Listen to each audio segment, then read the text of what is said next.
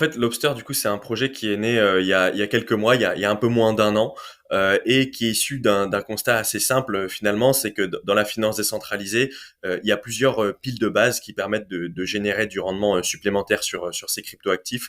Il y en a trois principalement en fait. Il y a le staking, le lending, donc le prêt emprunt de cryptoactifs, et le liquidity providing, donc l'apport de liquidité.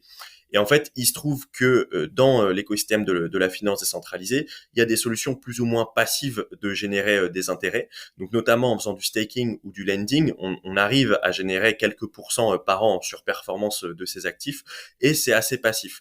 Mais le problème, c'est que ces plateformes-là, en fait, elles sont pas très très rentables, ou alors elles vont pas forcément être à la hauteur des attentes des investisseurs dans la crypto. Et du coup, il faut plutôt se tourner vers des solutions comme l'apport de liquidité, le liquidity providing. Donc pour rappel, en fait, on va déposer deux cryptoactifs chez un échangeur. Cet échangeur va permettre à d'autres personnes d'effectuer des échanges sur la blockchain, et ces personnes-là vont payer des commissions, et du coup la plateforme sur laquelle tu as apporté ta liquidité va te rétrocéder une partie des commissions. Et en fait, l'avantage de ça, c'est qu'on peut casser la barrière du rendement, on peut aller beaucoup plus loin, on peut gagner plus parce qu'on gagne tout simplement sur des volumes d'échanges qui sont potentiellement très grands.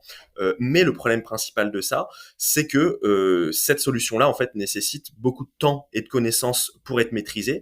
Donc, en fait, en tant qu'investisseur DeFi, puisque à la base, quand même, notre équipe, c'est aussi une équipe d'investisseurs sur lesquels on connaît du coup ces problématiques-là. On les a vraiment rencontrées à titre personnel avant du coup d'arriver vers Lobster, et on s'est rendu compte aussi en échangeant avec toutes les autres personnes de l'écosystème qu'il n'y avait pas vraiment de solution dans la finance décentralisée qui était à la fois passive, rentable, facile d'accès et qui durait dans le temps. Ça, on l'a vu aussi, il y a beaucoup de plateformes de DeFi qui étaient rentables mais qui finalement ne duraient pas dans le temps.